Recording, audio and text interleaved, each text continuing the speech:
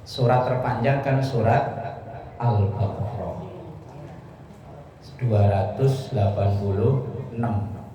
Kita udah dapat 282, tinggal 4 lagi ya. Itu kayaknya memberikan isyarat kalau masalah utang itu nanti urusannya panjang. Ditaruh di surat terpanjang, di ayat terpanjang. Nah, utang boleh, tapi gimana caranya dalam Islam kalau kita lagi ngadain transaksi utang piutang. Kita hidup nih kalau nggak utang nggak seru ya. Saya dulu itu punya tetangga kontrakan ini. Kerjaannya ngecek di terminal Priok yang pakai motor kuning-kuning itu zaman dulu kan ya. Nah itu 2 hari atau 3 hari saya tanya, Mas nggak ngecek? Nggak semangat saya ngecek. Emang kenapa? Motor saya lunas.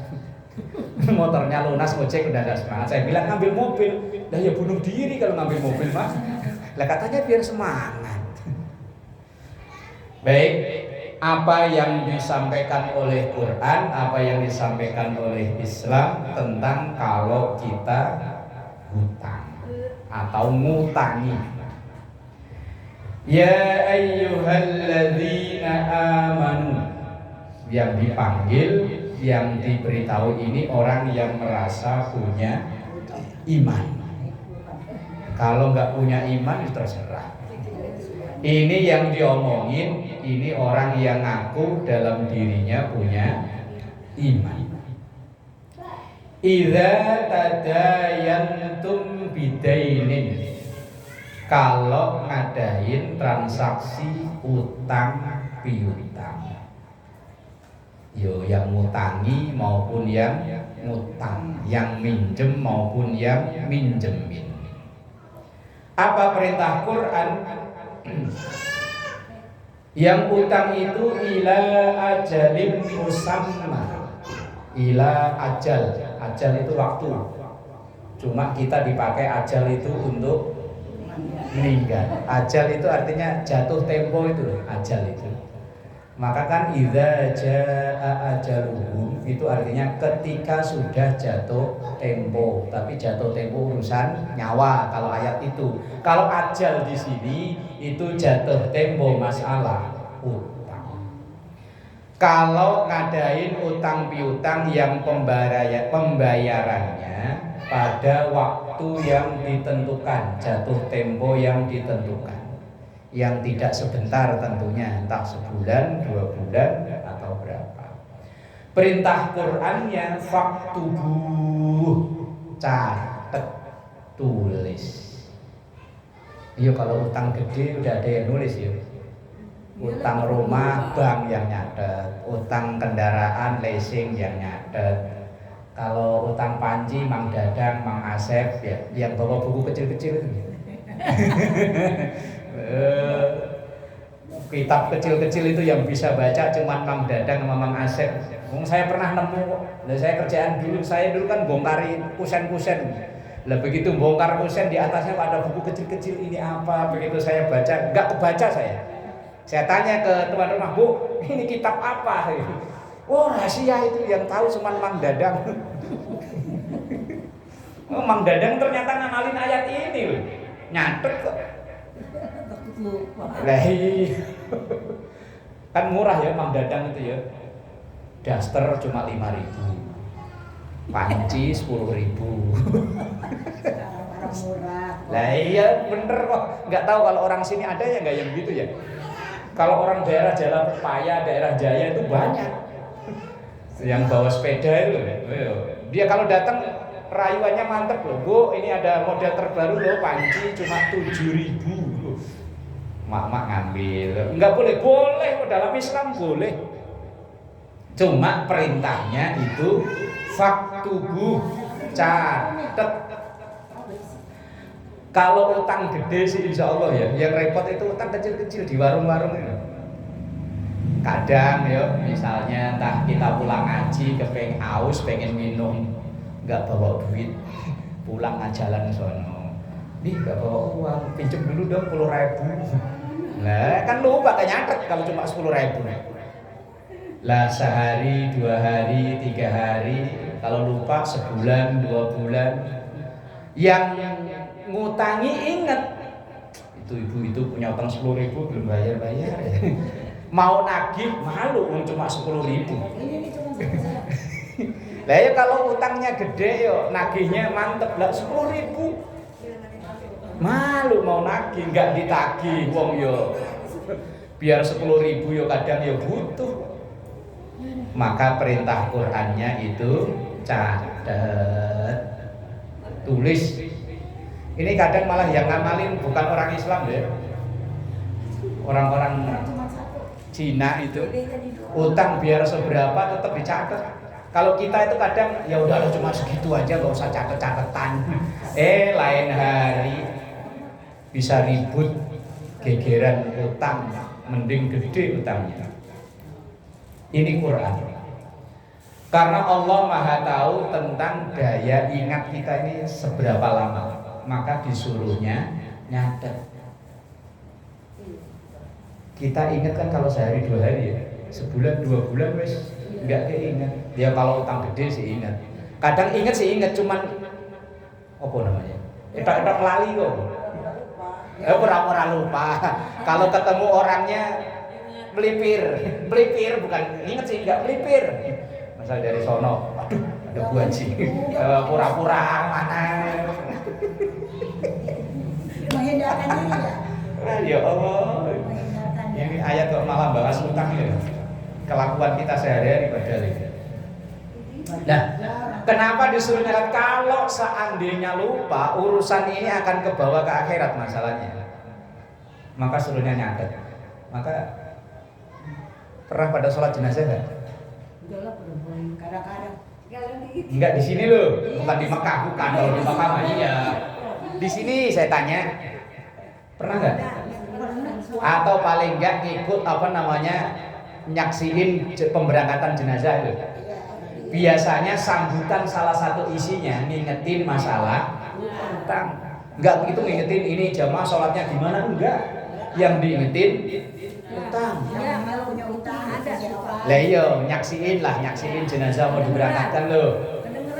Nah, itu diantara sambutan biasanya kan para jamaah apabila almarhum ini ada sambutan utang piutang, mohon menghubungi ahli waris. Lah seandainya dulu utang itu tidak dicatat, kemudian ada yang datang nagih, apakah ahli warisnya percaya?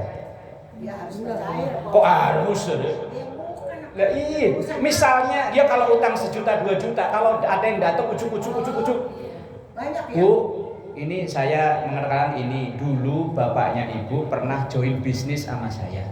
Ini utangnya 100 juta. Kalau nggak ada bukti, apakah percaya ahli waris? Makanya Quran udah tahu seperti itu. Catat. Lah utang gede dikit kan sama aja. Utang ya. Lah kalau utang dikit, utang ini ibu dulu bapaknya punya utang rokok 2 bungkus, enteng paling 50.000 no. Lah iya kalau yang jutaan kan gitu loh. Makanya Quran itu udah tahu dulu Allah catat biar enggak kelupaan. Begitu misalnya bapaknya meninggal ya atau ibu, mohon maaf ada keluarga meninggal, jenazah udah diberangkatin, bongkar-bongkar kasur, dibawa ada catatan, dapat warisan nih. Begitu dibuka baru utang Mang Dadang panci 5.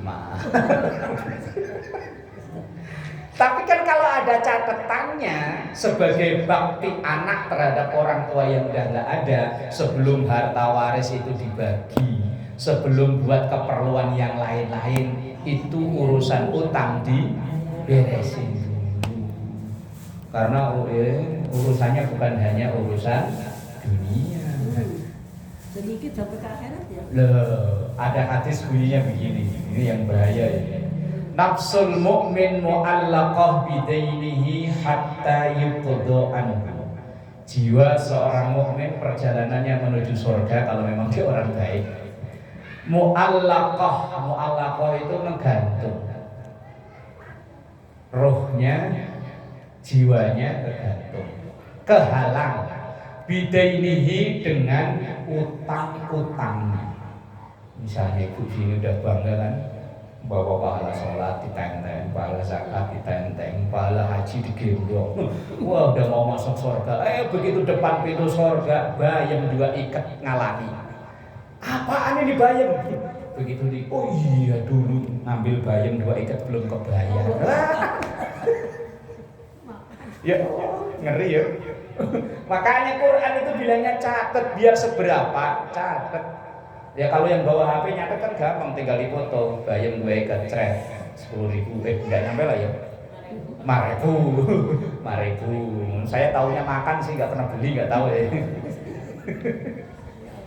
Cret foto pokoknya yang bawa HP. Kalau bawa HP nyampe rumah buru-buru Udah jangan nyayur, nggak beli bayam mah. Lo namanya orang pengen. Utang itu boleh, cuman syaratnya kalau dalam Islam catat yang ngutangi maupun yang ngutang, terlebih yang ngutang. Kalau yang ngutangi seandainya itu utang nggak terbayar, tabungan buat dia. Maka ada satu kaidah fikih mengatakan ada beberapa secara umum ibadah wajib itu pahalanya lebih besar dari ibadah sunnah secara umum. Tapi ada pengecualian, yang ibadah sunnah itu malah pahalanya lebih besar dari ibadah wajib. Di antaranya masalah utang. Kita ada orang utang sama kita ngingetin, itu hukumnya wajib. Cuma ini kadang berisiko ketika ingetin mulu utang segitu aja. Lah kok ingat kok nggak bayar. Ngingetin itu hukumnya wajib, sementara mengikhlaskan itu hukumnya sunnah. Tetapi dalam hal ini mengikhlaskan pahalanya lebih besar daripada nagih. Ya kalau utang dikit ya, kalau utang besar kan ikhlasin ya buat. Apalagi misalnya yang dipinjem itu duit yang bersejarah. Misalnya ibu dikasih cincin nikah itu, mas kawin sama suaminya. Lah kebetulan ada yang minjem kok ibu kasih, belum dibayar-bayar. Itu kan sakit hatinya, belum sembuh-sembuh itu. Tuh cincin kawin dulu, ini perjuangannya berat ini. Lah iya, aduh, repot ya. Lah mengikhlaskan itu pahalanya lebih besar daripada nagih. Dan dalam keterangan lain, minjemi, ngutangi itu kadang pahalanya lebih besar daripada memberi. Karena kalau memberi, orang yang diberi itu belum tentu dia butuh. Tapi kalau ngutangi, orang yang sampai berani ngutang itu kan berani karena butuh. Ya kecuali kalau memang dia hobi, utang tapi hobi.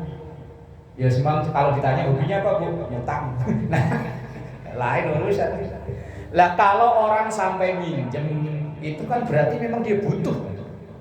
Minjem masanya 500 atau 1 juta kan butuh. Lah ketika ada orang yang sangat butuh itu kita minjemi, itu pahalanya bisa lebih besar daripada memberi. Dan ketika kita ngutangi orang, selama orang yang ngutangi itu belum bisa bayar, itu nilainya seperti kita sedekah sejumlah itu setiap hari. Ngomongnya orang ngutang itu kadang pahalanya gede, asal duitnya nggak cewek cowok. Duitnya cewek cowok dikawinin, beranak, nah itu repot. Lah kalau duitnya cowok semua, cewek semua kan nggak beranak. Lah kalau duitnya cewek sama cowok, minjemnya jarum, ngulanginya tiang listrik. Minjemnya 1 juta, tiba-tiba ngulanginya sampai sekian puluh juta. Ini pernah terjadi yang pinjaman online tuh ya. Ini di keluarga istri saya pernah ada yang terlilit utang itu. Utangnya pertama untuk biaya sesar istrinya sekitar 15 atau 20 juta. Ternyata ketika ia ngangsur itu hanya bunganya saja. Begitu sekian bulan, sekian ini datang tagihan ternyata sampai hampir 50-an. Utang yang hanya sekitar 20-an kalau nggak salah. Pokoknya seingat saya buat biaya sesar. Itu tagihan setelah sekian bulan, hampir setahun atau berapa, hampir jadi segitu. Lah dia tanya, loh kan saya udah nyicil per bulan itu baru bunganya. Ya Allah. Oh ini ya begini ya nyekek namanya. Itu riba. Dulu udah pernah dibahas ya riba ya. Udah. Lah orang ngutangi tapi yang niatnya nolong diutangi bantu itu pahalanya bisa seperti sejumlah uang itu yang kita sedekahkan tiap hari. Misalnya kita ngutangi 1 juta, ada tetangga atau teman buat butuh yang lain misalnya, Bu pinjem dong misalnya 2 juta, udah saya nggak ada, saya adanya 1 juta aja. Selama duit di dia itu belum bisa bayar, sama kayak kita sedekah terus ke dia 1 juta, 1 juta. Kalau setahun baru bayar kan 360 hari kita sedekah ke dia. Itu masalah utang. Dan sahabat Umar Ibnul Khattab kalau nggak salah, beliau itu sampai meninggal masih nanggung utang. Akhirnya rumahnya dijual buat bayar utang. Presiden itu butuh makannya, utangnya buat bukan apa-apa, buat makan sehari-hari. Makanya rumah Umar bin Khattab, Khalifah Umar bin Khattab saat itu diberi nama Darul Hadonah, yaitu rumah yang dijual buat bayar utang. Itu sekelas Khalifah sahabat Nabi Umar bin Khattab. Nah kalau kita punya utang ya biasa, tapi yang penting bayar. Kalau nggak bisa ya tadi dicatat, diwarisin ke anak. Alhamdulillah dapat warisan dari emak. Apa itu utang? Alhamdulillah. Tadi hadisnya kembali, nafsul mu'min mu'allaqah bidainihi hatta yudho an. Jiwa seorang mukmin itu langkahnya akan terganjal dengan hutang yang ia punya sebelum hutang itu dibayar. Bismillahirrahmanirrahim. Wal yaktub bainakum katibun bil adl. Ini kalau sampai habis gak bisa ya, gak kuat. Sampai senyampe-nyampenya aja ya. Wal yaktub, hendaklah utang itu dicatat bainakum, di antara kalian. Berarti kalian itu kan bukan 1 orang ya. Nah berarti kan 2 orang yang terlibat, kalau perlu ada pihak ketiga sebagai saksi kalau utang itu jumlahnya banyak. Lah kalau jumlahnya dikit ya mosok ngundang RT RW cuma nyatet utang 10.000 aja. Ya yang utang yang dalam jumlah besar, apalagi kadang ya pakai notaris ya, kalau melibatkan perusahaan besar. Lah itu perintah Quran, wal yaktub bainakum, hendaklah nyatet di antara kalian katibun, seorang katib, seorang penulis, bil adli, dengan adil, artinya dengan jujur, jangan main-main. Karena kalau